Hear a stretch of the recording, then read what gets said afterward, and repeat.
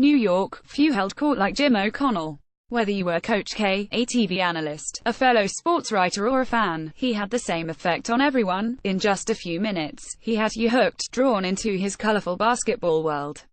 And you were calling him OC, too.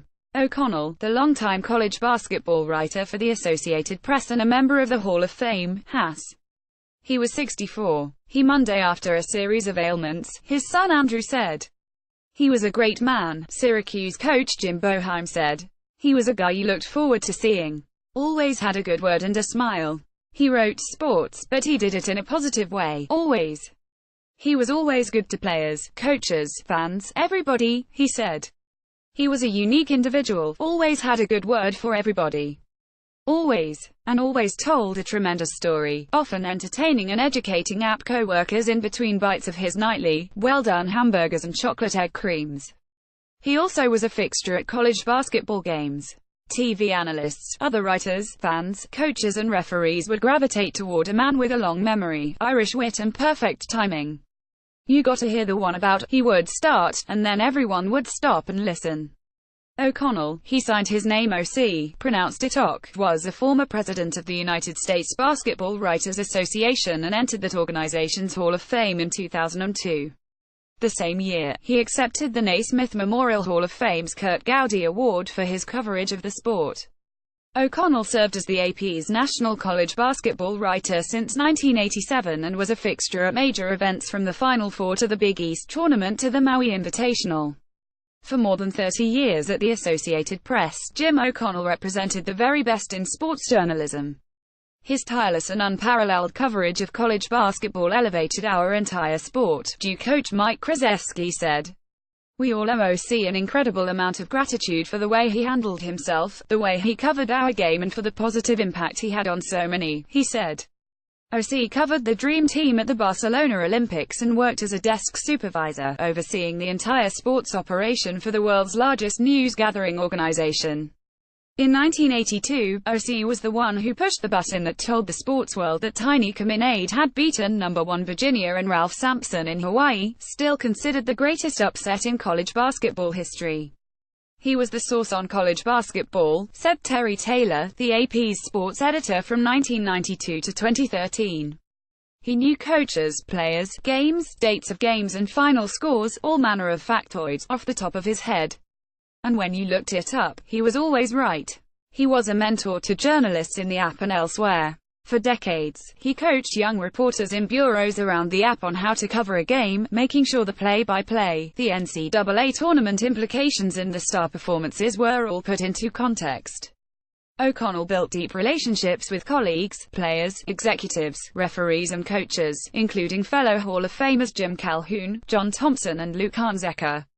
OC and his wife, Annie, were great friends to my wife, Patty, and me when we moved to Long Island to take the job at Hofstra, said Jay Wright, coach of current NCAA champion Villanova.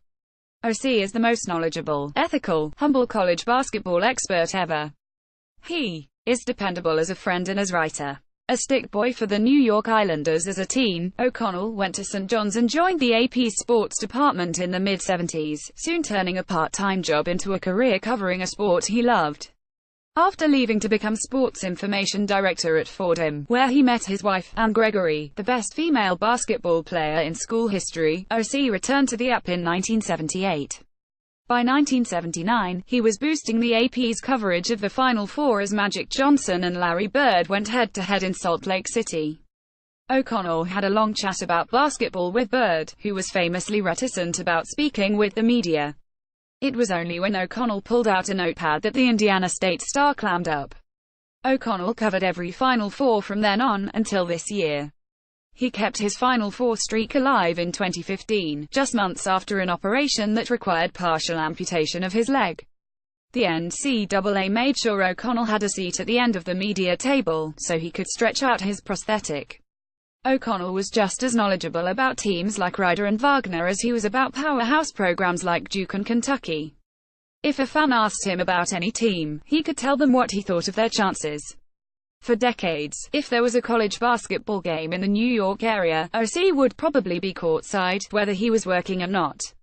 OC's creativity wasn't solely applied to his writing. He did delight, though. In a preseason preview he once began with, "It will be a declaration of independence," so much a jokester that he once convinced a colleague in the office that World War III had broken out. OC could make an entire staff of writers and editors up even while on deadline. Perhaps most importantly, he was beloved by his app sports colleagues, Taylor said. He told funny stories like no one else, and he always had one. He lit up the room when he walked in for his night shift. App executive editor Sally Bootsby said, "OC was a true gentleman, funny, sometimes bitingly so, but gentle, calm, and totally dedicated to his craft. He was loved by his colleagues and by people far, far beyond the app." OC was especially popular around March Madness time, when his pals, even other college basketball experts, would check in to see if he had a sleeper pick for their pools. For 3 decades, through Magic Bird, the birth of the Big East, Coach K's entire Duke career, to the one-and-done era, whomever made it to the Final Four, OC was there to see how it ended and to add more stories to his bottomless supply. O'Connell is survived by his wife, and sons James and Andrew, and sisters Winnie and Mary.